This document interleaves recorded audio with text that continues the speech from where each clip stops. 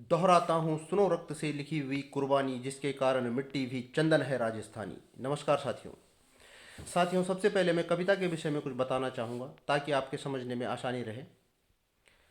पंडित नरेंद्र मिश्र जो कि मेवाड़ राजवंश के राज्य कवि भी हैं और हिंदी के बड़े महनीय वीर रस के कवि हैं, उन्होंने एक अद्भुत प्रसंग रानी पद्मिनी के जौहर और उस सब पर लिखा है जो सुनने लायक है। और खासकर उसमें दो कैरेक्टर गौरा और बादल, जो कि शूरता, वीरता, स्वामी भक्ति और अपनी मिट्टी के प्रति समर्पण के अप्रतिम प्रतिमान है। अद्भुत कविता है, मुझे स्मरण है, मैं आपको सुना देता हूँ। होता यह है कि पद्मिनी के विश्व विजयी सौंदर्य से प्रभावित होकर दिल्ली का सुल्तान अलाउद्दीन खिलजी उसको प्राप्त करने के लिए चित्तौड़गढ़ पर घेरा डाल देता है। 6 महीने तक भीषण संग्राम चलता है, लेकिन वो अपने उद्देश्य में सफल नहीं हो पाता। और जब उसको ये एहसास हो जाता है कि बलपूर्वक वो पद्मिनी को हासिल नहीं कर पाएगा, तो फिर कूटनीति का सहारा लेता है और रावल रतन सिंह को एक संदेशा भेजता है कि ठीक है, हमें पद्मिनी एक बार शीशे में दिखा दी जाए और हम यहाँ से वापस लौट जाएंगे।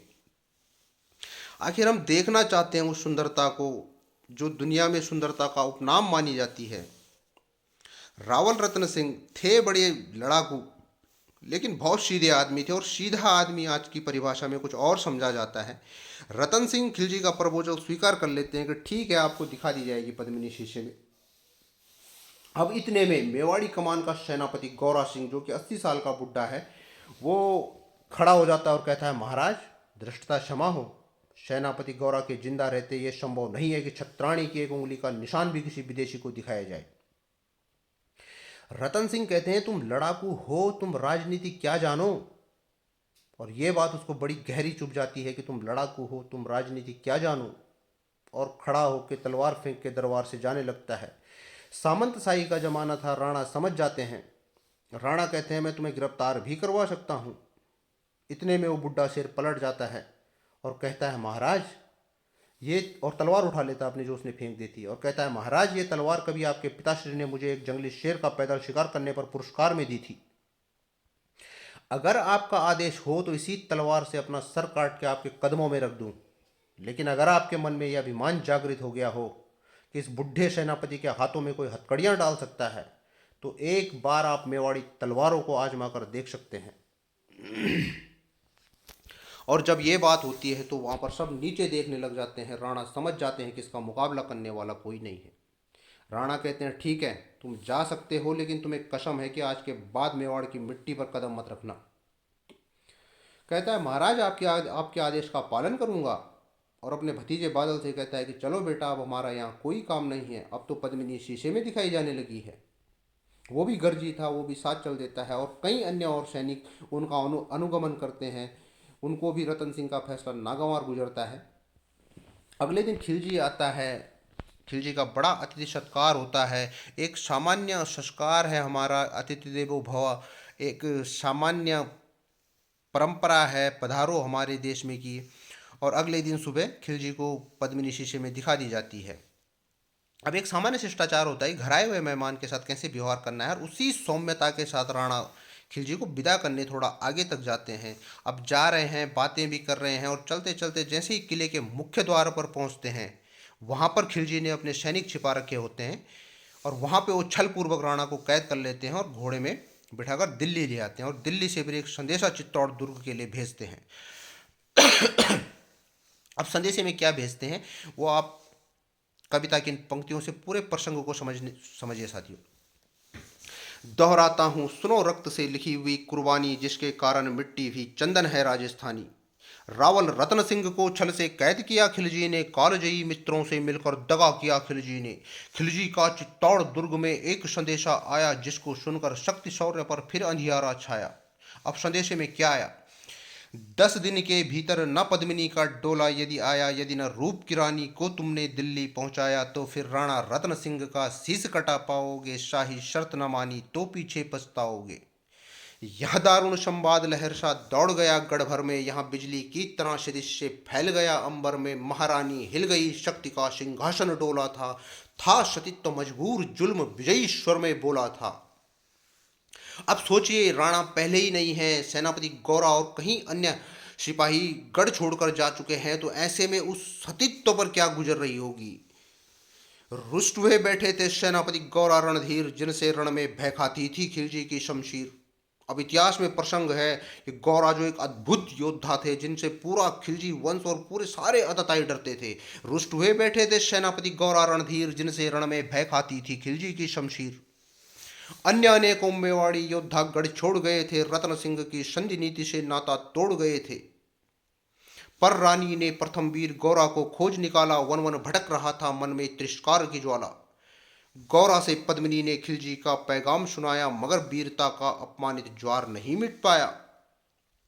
अब लोक श्रुति है कि रानी पद्मिनी अपनी अंगरक्षिकाओं के साथ, अपनी कुछ विश्वस्त सखियों के साथ घोड़े में सवार होकर जंगल जंगल गई और उन्होंने सेनापति गौरा को खोज निकाला। एक पेड़ के नीचे गौरा बैठा हुआ था और वहाँ उन्होंने खिलजी का पूरा वो बात की उनके साथ कि ऐसे ऐसे पैगाम आया है। पर रानी ने प्रथम वीर गौरा को खोज निकाला, वन वन भटक रहा था मन में तिरस्कार की ज्वाला। गौरा से पद्मिनी ने खिलजी का पैगाम सुनाया, मगर वीरता का अपमानित ज्वार नहीं मिट पाया। बोला मैं तो बहुत तुच्छ हूँ, राजनीति क्या जानूं। अब व्यंग में कह रहा है, दुख में है, कष्ट में है कि पूरा जीवन, पूरी परंपरा, पूरा वंश लगा दिया जिस राजवंश की सेवा में, और वहाँ से इस तरह से तिरस्कृत होकर आना पड़ा। तो व्यंग में कह रहा है कि मैं तो बहुत तुच्छ हूँ, राजनीति क्या जानूं, निर्वासित हूँ, राजमुकुट की हट कैसे पहचानूं। बोली पद्मिनी समय नहीं है वीर क्रोध करने का, अगर धरा की आन मिट गई घाव नहीं भरने का। दिल्ली गई पद्मिनी तो पीछे पछताओगे, जीते जी रजपूती कुल को दाग लगा जाओगे। राणा ने जो कहा किया वो माफ करो सेनानी, यह कहकर गौरा के कदमों पर झुकी पद्मिनी रानी। हे यह क्या करती हो गौरा पीछे हट बोला, और रजपूती गरिमा का फिर धधक उठाता शोला। अब क्या दृश्य है जंगल में, मेवाड़ राजवंश की आभा, मेवाड़ राजवंश की ज्योति अपने सेनापति को प्रणाम कर रही है, उसके कदमों में झुक रही है। और फिर गौरा है यह क्या करती हो गौरा पीछे हट बोला, और रजपूती गरिमा का फिर धधक उठाता शोला। और वो बता रहा अपनी रानी को कि आप कौन हैं, आपका पद क्या है, आपका कद क्या है, किन शब्दों में सम्मानित कर रहा अपनी रानी को। महारानी हो तुम सिसोदिया कुल की जगदम्बा हो, प्राण प्रतिष्ठा एक लिंग की ज्योति अग्निगंधा हो। जब तक गौरा के कंधे पर दुर्जय शीश रहेगा, महाकाल से भी राणा का मस्तक नहीं कटेगा। क्या कॉन्फिडेंस है, मेवाड़ का आत्मविश्वास है ये। जब तक गौरा के कंधे पर दुर्जय शीश रहेगा, महाकाल से भी राणा का मस्तक नहीं कटेगा। तुम निश्चिंत रहो महलों में देखो समर भवानी, और खिलजी देखेगा केसरिया तलवारों का पानी। और खिलजी देखेगा केसरिया तलवारों का पानी। राणा के सकुशल आने तक गौरा नहीं मरेगा, एक पहर तक सर कटने पर धड़ युद्ध करेगा। कमिटमेंट कर रहा अपनी रानी को कि एक पहर तक सर कटने पर धड़ युद्ध करेगा। एक लिंग की शपथ महाराणा वापस आएंगे, महाप्रलय के घोर प्रभंजन भी न रोक पाएंगे। शब्द शब्द मेवाड़ी सेनापति का था तूफानी, शंकर के डमरू में जैसे जागी वीर भवानी। जिसके कारण मिट्टी भी चंदन है राजस्थानी, दोहराता हूँ सुनो रक्त से लिखी हुई कुर्बानी। साथियों, इस कविता के 4 चरण हैं और ये पहला चरण था। अब ठीक है, यहाँ से योजना बनती है कि ठीक है भाई आएगी पद्मिनी। अब कैसे आएगी, अभी पूरा क्रियान्वयन देखिए कि कैसे अपने शौर्य का, अपनी कूटनीति का, अपनी बुद्धि का और अपने धैर्य का इस्तेमाल किया है। खिलजी मचला था पानी में आग लगा देने को, खिलजी मचला था पानी में आग लगा देने को, पर पानी प्यासा बैठा था ज्वाला पी लेने को। गौरा का आदेश हुआ सज गए 700 डोले, और बांकुरे बादल से गौरा सेनापति बोले खबर भेज दो खिलजी पर। और बांकुरे बादल से गौरा सेनापति बोले खबर भेज दो खिलजी पर। पद्मिनी स्वयं आती है, अन्य 700 सखियां भी वो संग लिए आती है। स्वयं पद्मिनी ने बादल का कुमकुम तिलक किया था, दिल पर पत्थर रखकर भीगी आंखों से विदा किया था। अब एक युवा तेजस्वी योद्धा और कैसे मातृवत विदा कर रही है पद्मिनी उसको। स्वयं पद्मिनी ने बादल का कुमकुम तिलक किया था, दिल पर पत्थर रखकर भीगी आंखों से विदा किया था। और 700 सैनिक जो यम से भी भिड़ सकते थे। हर सैनिक सेनापति था, लाखों से लड़ सकते थे। एक एक कर बैठ गए सज गई डोलियां पल में, और मर मिटने की होड़ लग गई थी मेवाड़ी दल में। हर डोली में एक वीर था चार उठाने वाले, हर डोली में एक वीर था चार उठाने वाले, पांचों ही शंकर के गण की तरह समरमत वाले। बजा कूच का शंख सैनिकों ने जयकार लगाई, हर हर महादेव की ध्वनि से दशों दिशा लहराई। गौरा बादल के अंतस में जगी ज्योति की रेखा, और मातृभूमि चित्तौड़ दुर्ग को फिर जी भर कर देखा। उनको पता है जहां जा रहे हैं वहां से जीवित लौटना बहुत मुश्किल है, बहुत मुश्किल है। गौरा बादल के अंतस में जगी ज्योति की रेखा, मातृभूमि चित्तौड़ दुर्ग को फिर जी भर कर देखा। कर अंतिम परिणाम चढ़े घोड़ों पर सुवर्ण अभिमानी, देशभक्ति की निकल पड़े लिखने वो अमर कहानी, जिसके कारण मिट्टी भी चंदन है राजस्थानी, दोहराता हूँ सुनो रक्त से लिखी हुई कुर्बानी। अब साथियों ये तीसरा चरण है कविता का। जा पहुंची डोलियां एक दिन खिलजीगी सरहद में, जा पहुंची डोलियां एक दिन खिलजी की सरहद में, उधर दूत भी जा पहुंचा खिलजी के रंग महल में। बोला शहंशाह पद्मिनी मलिका बनने आई है, रानी अपने साथ हुस्न की कलियां भी लाई है। एक मगर फरियाद उसकी फकत पूरी करवा दो, राणा रत्न सिंह से एक बार मिलवा दो। मिलना चाहती है, एक बार भेंट करना चाहती है। एक मगर फरियाद उसकी फकत पूरी करवा दो, राणा रत्न सिंह से एक बार मिलवा दो। खिलजी उछल पड़ा, खिलजी उछल पड़ा, कह फौरन यहाँ हुक्म दिया था, बड़े शौक से मिलने का शाही फरमान दिया था। वह शाही फरमान दूत ने गौरा तक पहुंचाया, गौरा झूम उठे उस क्षण बादल को पास बुलाया। बोले बेटा वक्त आ गया अब कट मरने का, बोले बेटा वक्त आ गया अब कट मरने का, मातृभूमि मेवाड़ धरा का दूध सफल करने का। अब क्रियान्वयन देखिए आप योजना का। एक्चुअली हुआ ये था कि जिस डोले में ये कहा कि इस डोले में भाई पद्मिनी है, उस डोले में पद्मिनी के भेष में एक लोहार को बिठा रखा था ताकि वो अंदर जाके बेड़ियां काट सके। यह लोहार पद्मिनी भेष में बंदी गृह जाएगा, केवल 10 डोलियां लिए गौरा पीछे धाएगा। यहाँ बंधन काटेगा हम राणा को मुक्त करेंगे, घुड़सवार कुछ उधर आड़ में ही तैयार रहेंगे। जैसे ही राणा आए वो सब आंधी बन जाए, और उन्हें चित्तौड़ दुर्ग पर वो सकुशल पहुंचाए। अगर भेद खुल जाए वीर तो पल की देर न करना। अब बता रहे हैं उसको, जिसको अपने भतीजे बादल को बता रहे हैं, जिसको बाहर पूरी खिलजी की समग्र सेना का मुकाबला करना है, कि अगर भेद खुल जाए वीर तो पल की देर न करना। और मैं आपकी जानकारी के लिए बता दूं साथियों कि यहाँ पे भेद खुल जाता है वहाँ पे लास्ट मोमेंट में, तो बता रहे हैं उसको पहले ही अलर्ट कर रहे हैं। अगर भेद खुल जाए वीर तो पल की देर न करना, और शाही सेना आ पहुंचे तो फिर बढ़कर रण करना। राणा जाए जिधर शत्रु को उधर न बढ़ने देना, और एक यवन को भी उस पथ पांव न धरने देना। मेरे लाल लाडले बादल आन न जाने पाए, तिल तिल कट मरना मेवाड़ी मान न जाने पाए। ऐसा ही होगा काका रजपूती अमर रहेगी, अब क्या तो चाचा गौरा और क्या उसका भतीजा बादल। ऐसा ही होगा काका रजपूती अमर रहेगी, और बादल की मिट्टी में भी गौरव की गंध रहेगी। तो फिर आ बेटा बादल सीने से तुझे लगा लूं, हो न सके शायद अब मिलना अंतिम लाड़ लड़ा लूं। यह कह बाहों में भरकर बादल को गले लगाया, धरती कांप गई अंबर का अंतस मन भर आया। सावधान कहे पुनः पथ पर बड़े गौरा सेनानी, कहीं कमजोरी ना आ जाए बच्चे में, हौसला कमजोर ना हो जाए बच्चे का। सावधान सावधान कहे पुनः पथ पर बड़े गौरा सेनानी, पोंछ लिया झट से मुड़कर बूढ़ी आंखों का पानी, जिसके कारण मिट्टी भी चंदन है राजस्थानी, दोहराता हूँ सुनो रक्त से लिखी हुई कुर्बानी। अब साथियों ये कविता अब अपने अंतिम पड़ाव पर है, और ये चौथा चरण है इस कविता का। और मेरा आपसे निवेदन है कि इन पंक्तियों को सुनकर अगर आपके खून में वो उबाल, वो गर्मी महसूस हो, तो अपनी प्रतिक्रिया जरूर दे साथियों। गौरा की चातुरी चली राणा के बंधन काटे, छांट छांट कर शाही पहरेदारों के सर काटे। लिपट गए गौरा से राणा गलती पर पछताए, सेनापति की नमक हलाली देख नयन भर आए। अब क्या लगा होगा राणा को कि जिस सेनापति की बात नहीं मानी, जिस पे शंका की, आज संकट में वही काम आया। लिपट गए गौरा से राणा, गलती पर पछताए सेनापति की नमक हलाली देख नयन भर आए।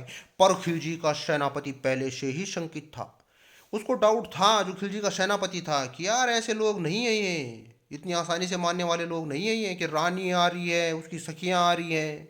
पर खिलजी का सेनापति पहले से ही शंकित था, वह मेवाड़ी चट्टानी वीरों से आतंकित था। जब यह मिलन लिया लखा समझ पद्मिनी नहीं आई है, मेवाड़ी सेना खिलजी की मौत साथ लाई है।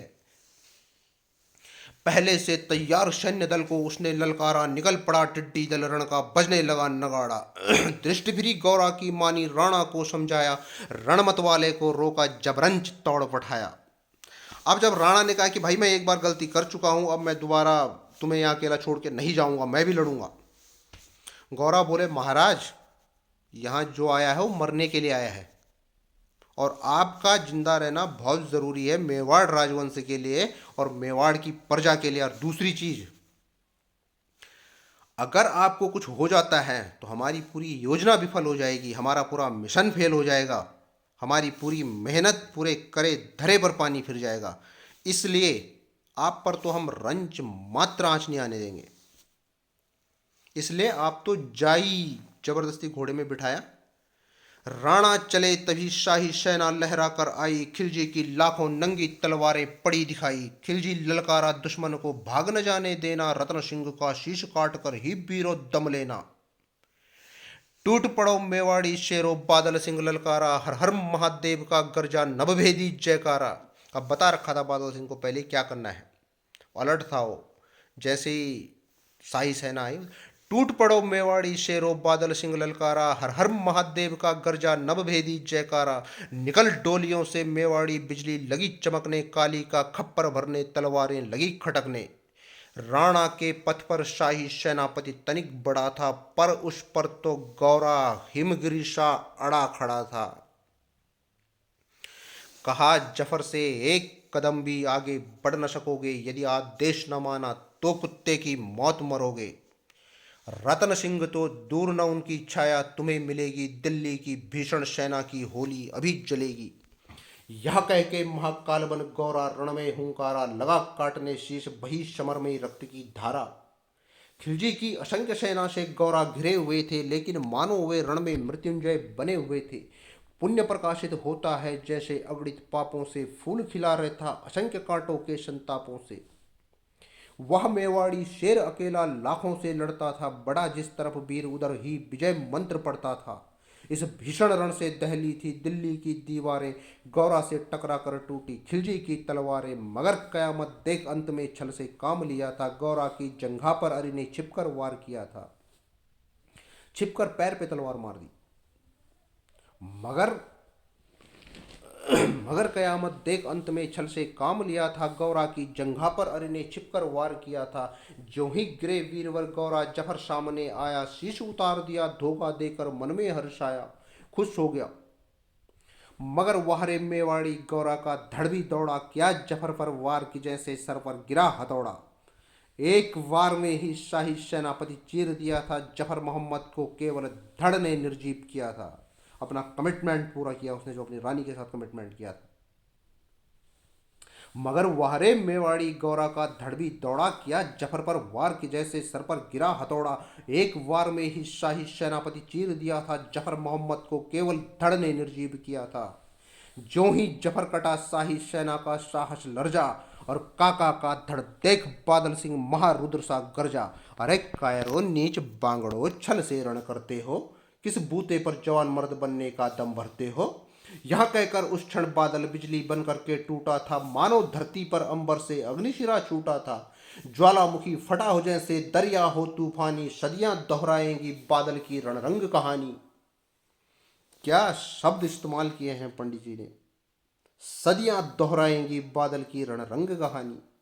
अरिका भाला लगा पेट में आते निकल पड़ी थी, जख्मी बादल पर लाखों तलवारें खिंची खड़ी थी। ये प्रसंग है इतिहास में, और पंडित जी ने अपनी कविता में लिखा है कि जब बादल के पेट पर भाला लगा तो पेट पूरा फट गया और आंतें बाहर निकल गई थी, और पगड़ी उतारी और पेट को बांध लिया पगड़ी से। अरिका भाला लगा पेट पर आते निकल पड़ी थी, जख्मी बादल पर लाखों तलवारें खिंची खड़ी थी। कसकर बांध लिया आंतों को केसरिया पगड़ी से, रंचक डिगा न वहां पर लेंकर सम्मुख मृत्यु खड़ी से। अब बादल तूफान बन गया, शक्ति बनी फौलादी, मानो खप्पर लेकर रण में लड़ती हो आजादी। उधर वीरवर गौरा का धड़ अरिदल काट रहा था, और इधर बादल लाशों से भूतल पाट रहा था। आगे पीछे दाएं बाएं जमकर लड़ी लड़ाई, उस क्षण समर भूमि में लाखों बादल पड़े दिखाई। मगर हुआ अंत में परिणाम वही कि जो होना था, उनको तो कण कण अरियों के शोणित से धोना था। मेवाड़ी सीमा में राणा सकुशल पहुंच गए थे, गौरा बादल तिल तिल कटकर रण में खेत रहे थे।